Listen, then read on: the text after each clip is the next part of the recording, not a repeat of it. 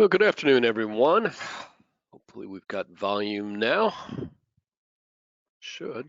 Close the door here to lock out some of that noise. Thank you all for joining us today. My name is Steve Murray. I will be your co-host, or more like introducer of your host for the day, Dave Pimper. Dave is the president of Lazarus Coaching.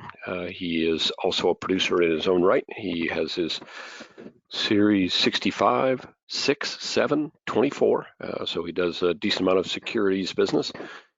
He is also a regular top producer on the insurance side. He sells primarily fixed and fixed indexed annuities, and he has been doing that here with IAMS for about 16, 18 years now. So love to have Dave part of the producer group, but probably for the last 13 years, 14 years, Dave has also been a coach, and he has helped many of our producers.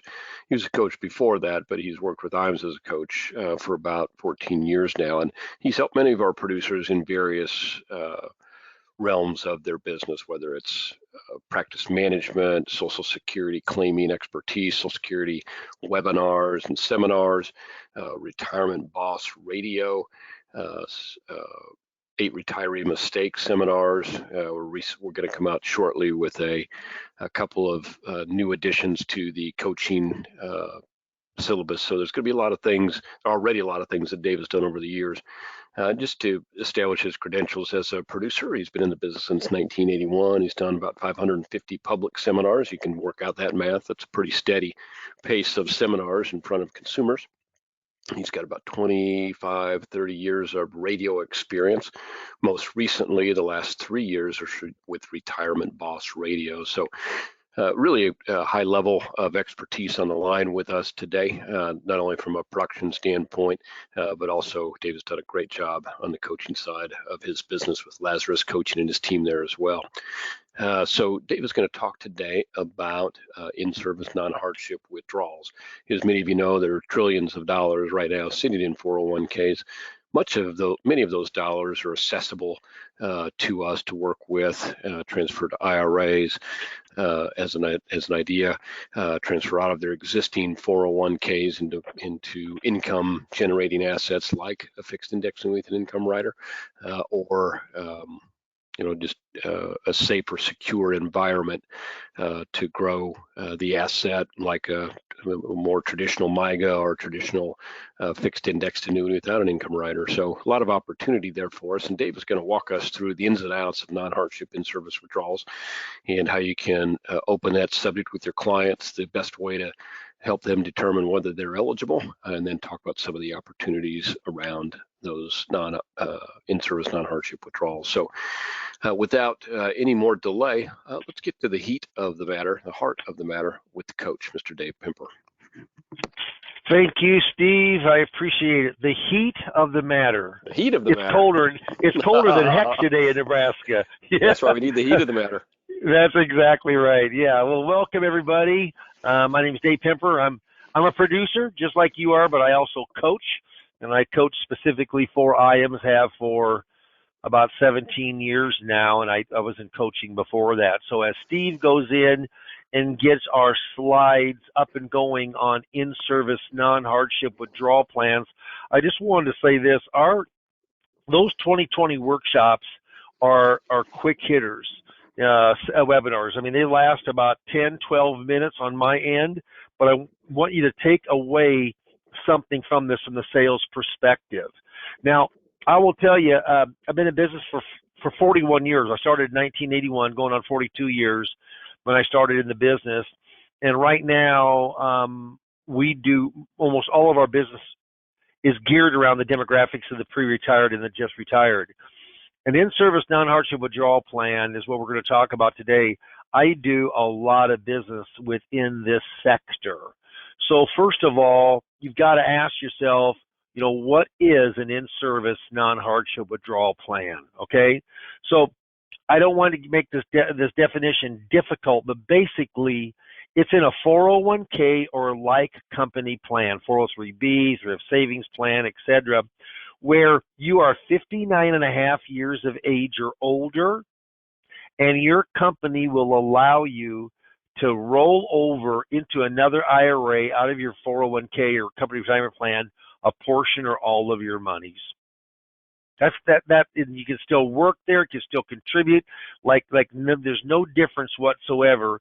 It allows, and of course, as a rep, as a producer like we are, from a financial standpoint, no one is out really going in and letting them know that this is available. They think it's available until they retire. The companies do not promote it. Okay, so let's ask ourselves some questions here. One of the questions I want to ask is, how big are company retirement plans for the average person? I will tell you, many times it's the biggest asset they have, and it certainly is the biggest asset that it can grow to down the road, okay? So here's the 5 kind of rules when it comes to in-service non-hardship withdrawals. First of all, most of the time you have to be 59 and a half or older to participate. Company retirement plans, 401k, 403b, 457 through a savings plan. Most of the time, as long as you're vested, which is if you work there for say 5 years or longer, everything is available. But sometimes it could be just your money going in, that it's not the company match. Okay, I've seen that happen before. I've seen where if there's any kind of a loan, and the loan has to be paid off before they can get to the money. So there are some things. If you just take your money out, there's always going to be a 20% withholding because the government's going to get their tax money first. But if it's rolled over, transferred out on a tax-free basis going into a deferred, yeah, well then of course there's no taxes taken out whatsoever. Why do people want to do it? Well, they have a lot more options. Just think of the guaranteed options that are in 401ks right now. They're just not very good. Even the stable income fund, with the exception of this year, has averaged about 1.5% over the last 7-8 years. Gives the client another choice, and that's a big deal, is to have those options. Very important. So ask yourself, why do companies even offer such a plan? Well, I'll tell you why. Because they want to be competitive when it comes to their aging employees. Also, if someone comes in from the outside, big wig in his upper 50s, lower 60s, they have control of their money. It isn't locked into that plan. A lot of people now are phasing out retirement. They're going to continue to remain employed, maybe just reduce working. There's not going to be a lock on their plan, especially if they're under the age of 66, what opens up to most people to get to their money. And lastly, especially in a year like here, as year to date, and I know the market's getting crushed today, down 900 plus points. But what happens is that it takes away employer liability. Let's say they go and they say, "Boy, we just don't like the options you have for guarantees." A lot of plans don't have specific guarantees, like insurance guarantees or government agency. Well, they could have took it out and done that elsewhere. It takes away the liability from the employer, even though you'll not hear very many employers going in and promoting an in-service plan. So easy peasy. Get one of their statements. You don't need to call human resources or investment relations with the 401k that your prospector or client has. You call the custodian. That's important. So that's the Fidelity, Vanguard, American Funds, T. Rowe Price, Mass Mutual, all of those kind of plans. Empower is a big one now. And what you're going to do is you're going to just ask that person, what are their in-service provisions? Do they have a 59.5 plan? Okay. Don't go to the company, but go to the actual custodian themselves. We want to make that portfolio better for them. That's the main goal. Remember, when you're rolling over money, is it a tax-free rollover? Yes, there's no taxation, and normally it goes into a tax-deferred account. Okay. Now, if it's the Roth part of it, no, that's tax-free to tax-free. All right. Now, here's an interesting thing is that you're able to consolidate a lot of different plans and make it simpler for when that prospect is getting older.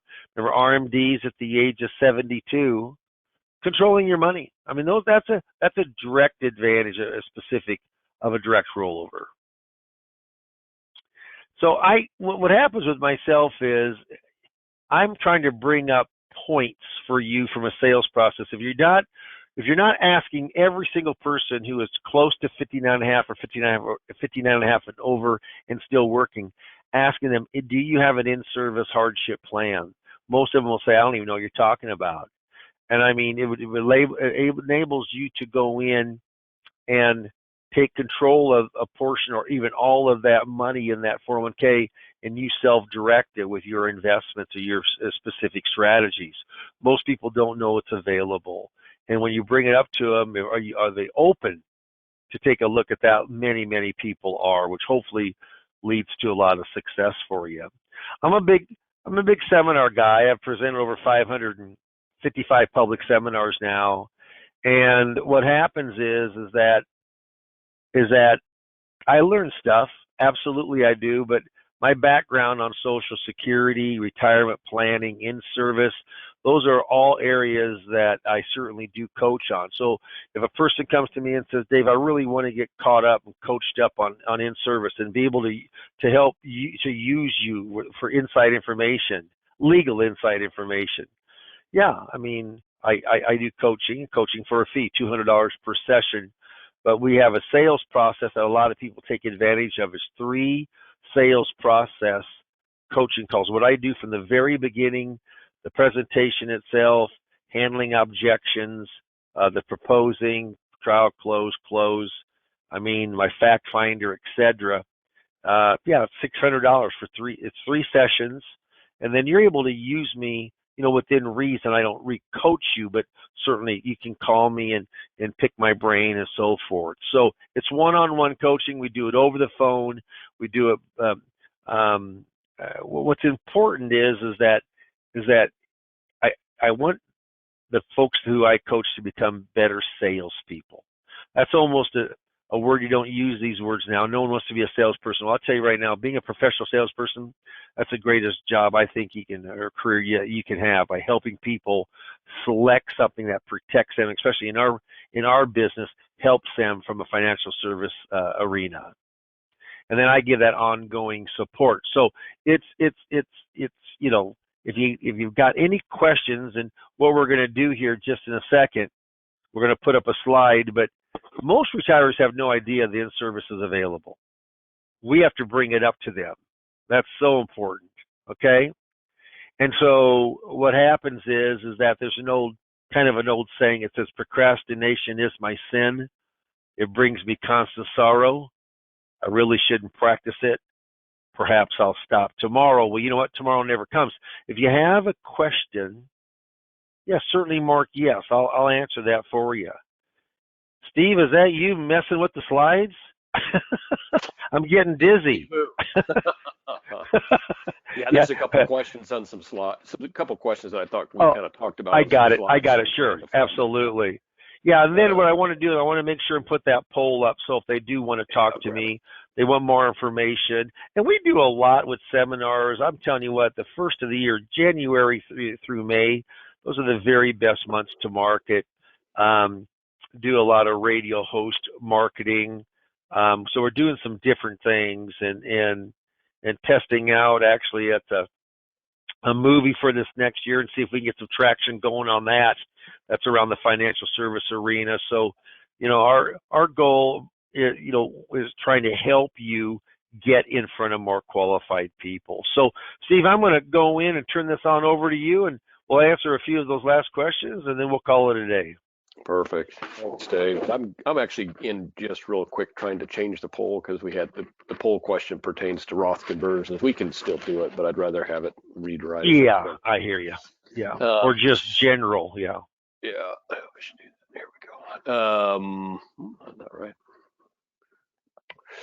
So what the question I was trying to feed back to had to do, you mentioned that there are numerous plans that allow for a portion after age 59 and a half. Are there any plans that allow in service non-hardship withdrawals before 59 and a half, and on what basis? Yep, I've seen it one time in my entire life. It was years ago. There was the plan had in service at age 50. But I think that there's been a law. I can't say this for positive. I've never seen anything different than 59 and a half ever. Most plans without an in-service plan, at 66 you can start withdrawing. Of course, if it's a government plan, then it's normally age 55. You can start taking monies out.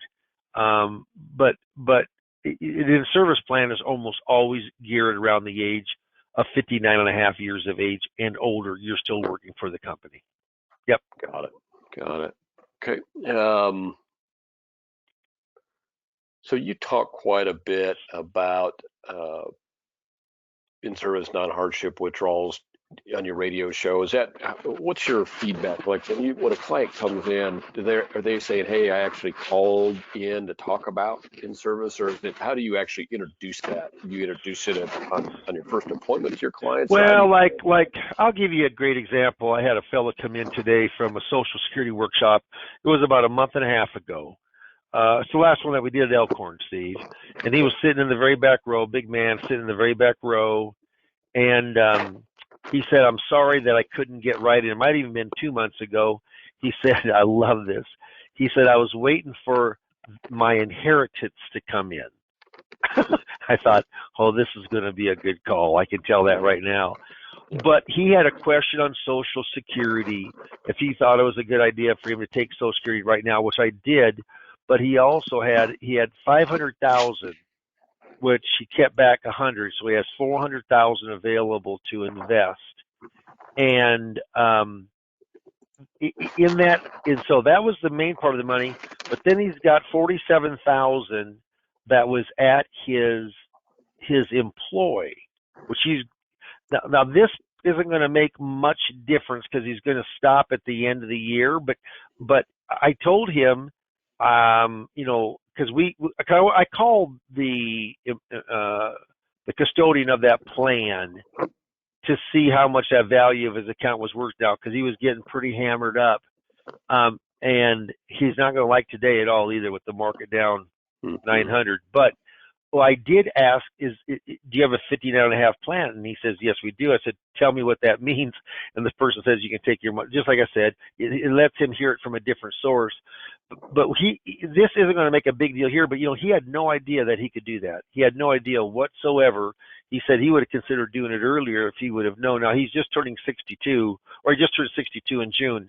But I bring it up in the conversation with everybody. If they're close to 59 and a half or over 59 and a half, do you know if you have an in-service non-hardship withdrawal plan? And they all look at you like the deer in the headlights. Then I explain what it is. Then I call off of the actual investment statement or the annuity statement or whatever it happens to be that with from their 401k, whatever their 401k is, that's the custodian that I'm calling. Got it. And so that was another question, is how do you track down the custodian? So basically, for you, your client gets your statements, and do you always ask your clients to bring in their statements for their always? Yeah, bring in their statement, bring in their insurance statements. Does everybody? Not everybody. Over half do, though. And I will say the ones who bring it in, you probably have a little better chance of closing them, but I've closed tons of people that had no statements with them. So, just you work with, you probably know my philosophy. I'm a big believer is you throw a whole bunch of appointments face to face up on the wall, some are going to stick. You throw up one appointment on the wall, everything relies on that one appointment. And that's how salespeople put pressure upon themselves, is they don't have enough appointments. When you have a gazillion appointments, I mean, do I like to hear no? No, but I love to hear next appointment. Sure. And so that's what marketing does, for people. Yeah. Absolutely. Yep. How do you avoid the 20% withholding? Oh, okay. So that's the question, is how do you avoid the 20% withholding when you do a transfer? Yeah, you don't take it cash. You don't take a check. You take a check from a retirement plan. The government has no trust in me trust. Well, that's trust me, not trustee. They have no trust in you that you'll go in and pay your taxes, so they take it out ahead of time. Sure. Yeah, you don't want that to happen. Absolutely not. You can put it back within a time period, 60 days.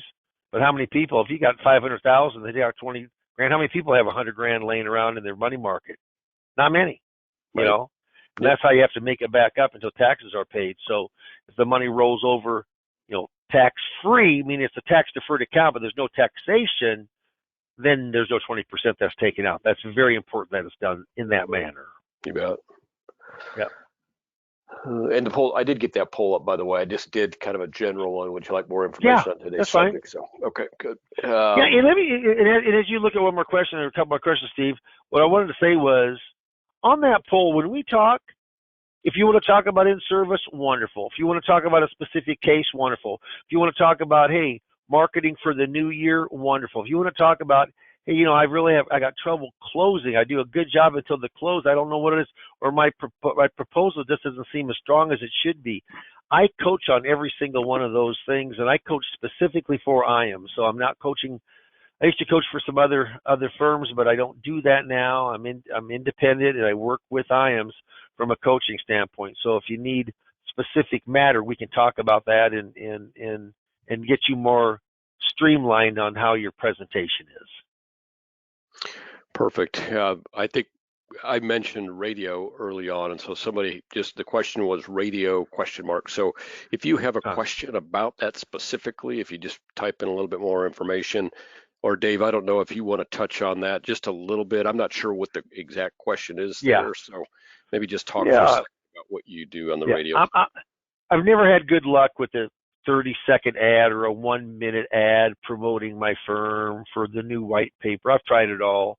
But to be on the radio, a big normally AM radio station, for an hour, promoting, insurance or investments or financial planning, retirement planning, and opening up the phone lines to call in. We've had, like last week, we had 3 this week. We had 2 the week before. We had 3 the week before that.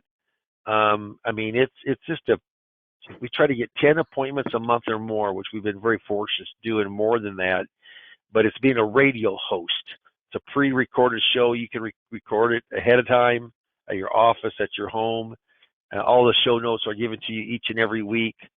And I coach you through it. We have a production company that we work through, and a media buyer that buys the radio time. But $3,000-$4,000 a month, and hopefully we can get some really good qualified prospects for you. So that's something that we're really keen on right now, and having a lot of interest in radio marketing for sure. Well, there's so many people right now, there's certain, buzzwords or buzz phrases, I think, that really get a lot of attention. If you can broadcast them over the radio waves, concerned about losses in your 401k, concerned about losses in your portfolio, your stock portfolio. There's things that, not that we do scare tactics, but there certainly are some things that people are concerned about in mass right now, are not getting enough return on your savings, tired of 1% return, things like that. And if you can get that out on the airwaves, you're going to get, you and many of your coachees, proteges, I don't know what word to use there, are living proof that right now is a good time to be in radio. So certainly good stuff. Do you do most of your in service? Do you do partial? Is it your thought to do it all? What are some of the ins and outs of? The question is, are your in service withdrawals mostly partials, or you do full percents? I would say when I say full, we could take out every last penny, but let's say it's 400,000. We'll normally leave 10 grand in there. We kind of keep it the pump prime, but that's basically a full withdrawal. I would say that we do more fulls than we do partials, but probably 1/3 partial and 2/3 full. And when I say full, I don't drain it to the penny. I like to keep that pump primed. I guess young people don't even know what that means to keep the pump primed, do they? No. But I can remember the farm up at Howells, and that was fun going out there and keep that pump primed. Yeah. Good. Well, let me see. I'm going to see if there's any more questions here for us, Dave. Is there anything that you want to add as we're? No, you know what? This business, remember, it's a simple business. Not easy, but simple. You have to get in front of enough qualified prospects. Once you're in front of them, you need to do your darndest and be your most professional and be as good as you can to complete the sale, to wrap the sale up. So there's two portions, and we work with both of those, Steve. I mean, we do a lot of marketing. You know, we didn't talk about seminars, but like this guy today, this 400,000 came in from a seminar. Okay, later than I wanted him to 2 months ago, but he did, and he wanted to know if he wanted to call his broker dealer today. And I said, let me show him from a regulatory standpoint. I kind of got to show him the investment first, you know. Right. So you know what? But marketing, and then like with this in service non-hardship plan, you hear it called 59.5 rule. You'll hear it about you call it just an in service rule. But it's a great way when people retire and get that they're actually retiring. Lots of advisors will call them then because they know they have to do something. But not a lot of people use the in-service. And if you're not, then we should absolutely talk. I can help you with that. May not even be coaching, just give you some ins and outs. So we're going to keep this poll up for maybe one more minute as Steve kind of closes the shop today. But if you mark yes, this is not a long call. It's 15, 20 minutes. Pick my brain. I'll give you some insight and try to help you. Our whole goal on those was try to help IAMS' producers to produce more. That's the name. That makes everybody happy. It cures all ills is a little more production. That's what we're trying to do for you. Gotcha. So the question, there's one last question that popped up, and I'm going to kind of rephrase it, I guess, is why do they call it an in-service option? Yep. That's a good point. In service. So service is work, and you're in service. So you're in play with the 401k. You're working. You're in play with the 401k. But you know they never used to allow. I mean, years ago, when I started back 40 years ago, there wasn't such a thing as an in-service plan. You know. So what happens is, pardon? Was there a 401k when you started? Yep. And I was good friends with Moses. Yeah. Now I started in '81, and you know this it was actually the '74, the '74 some kind of act in '74. But you're right. You know what? The first 401ks, they were just starting to pop up in the early '80s. Yeah. In fact, I'll never forget. It was like '81 or '82. We had a plan that was nearly $50,000, and we thought it was huge. I thought $50,000 in a retirement plan, and now you're seeing $1 million pluses. I don't know if it's common, but you're seeing a lot more of it. But that's why the in service just means it's in service. You're working. You're in the plan. You're in service in those two things. That's why they call it the in service plan. Right. So obviously, if somebody separates from service and they're moving company to company, you can certainly, at that point, they're probably looking for a spot for their 401k, unless they're going to leave it where it is or roll it into the new. But this is like, hey, I'm going to stay with the company. I'm going to keep working, but I'm 59 and a half. They're giving this, and that's the last question, Dave. You mentioned liability. So explain why how an employer has liability in a 401k. Say it again, Steve. I couldn't hear you. Explain how a company has liability in their 401k. Okay. Let's say the person's 63 years old, and they had $1 million in the 401k, and they want to be conservative. So in the 401k, I mean, they don't want to put it in the money market because that's paying like 0.25%. They want to make some return on. So if they're conservative, what kind of investment in that 401k will they invest in, Steve? Gosh, bonds, right? Yeah. Isn't it the 401k? Isn't it basically stocks being aggressive, bonds being conservative? Conservative, yep. Well, when interest rates go up, bond prices go down. So the 10-year Treasury, or let's just say the core bond index, it's down. Right now it's down 16% for the year. and it's touted as being conservative. So here's what happens. That guy with the million says, I put everything in bonds being conservative, and I just lost $170,000. You know what? Um, you have no options available for guarantees besides money market, which I want to turn. So you know what? I'm suing you. I'm suing you. You didn't have those options. Well, then the company comes back and says, hey, good luck, because you could have moved your money. You have an in-service plan. You could have moved in and got a fixed index annuity, a fixed annuity, a certificate of deposit at the bank. You could have done that, but you elected not to. You elected to keep it in. The goofy thing about this is, how often does the company promote those provisions are there to move your money? Never. Never. You know this, Steve. Valmont here in town, which is they're a irrigation pivot irrigation company and a big light pole company. I did an in-service seminar, and I had the person that was in charge of human resource and absolutely was so unhappy with me.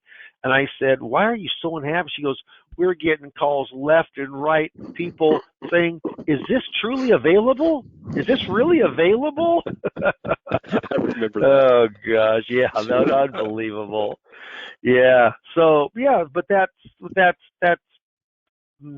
why. And so I think that the in-service, even many advisors don't work this marketplace, but it's a very good one to work, and that's why we're having a 2020 sales focus on it.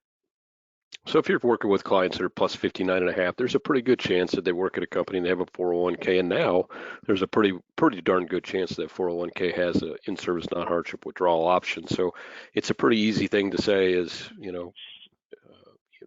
are you comfortable with all the options in there? And of course, they'll probably look at you blankly, I would think. Like, what do you mean? And you could say, well, no, just, you know what, all I do is I just say, how's your plan done this year? It's a loaded question, because how do you think it's done? Unless it's in money market, which is probably the best place for it. No one has money there. Say they're in the 60-40, 60 stock, 40 bond, or 50-50, 50 stock, 50 bond.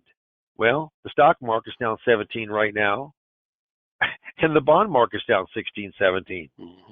Well, then all of a sudden that target date fund doesn't look too good, does it? All of a sudden that fixed index annuity, it's looking real good. Real good option. And you can't get that in the plan. That's exactly right. Yep.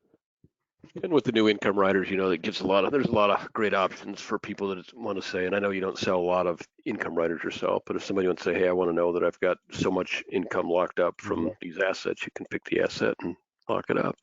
No, exactly right. All the questions. Yeah, and I'll say one thing too. I'm not, because I'm an accumulator. I'm a no broker, and you know that, Steve. But you know what? Income riders, it's interesting because they certainly have. They've done a lot of things with income riders to be kind of user friendly. I think in the last years, and that's one of the things I think that are pretty cool. That they're, because of the different companies, and of course you guys are licensed and contracted with gazillions of. It's probably 40, 50 plus index annuity companies, I guess.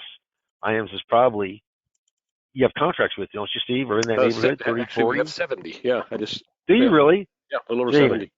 That's crazy. Well, yeah, and so what happens is, and this is the case management that you guys do and are pretty good at.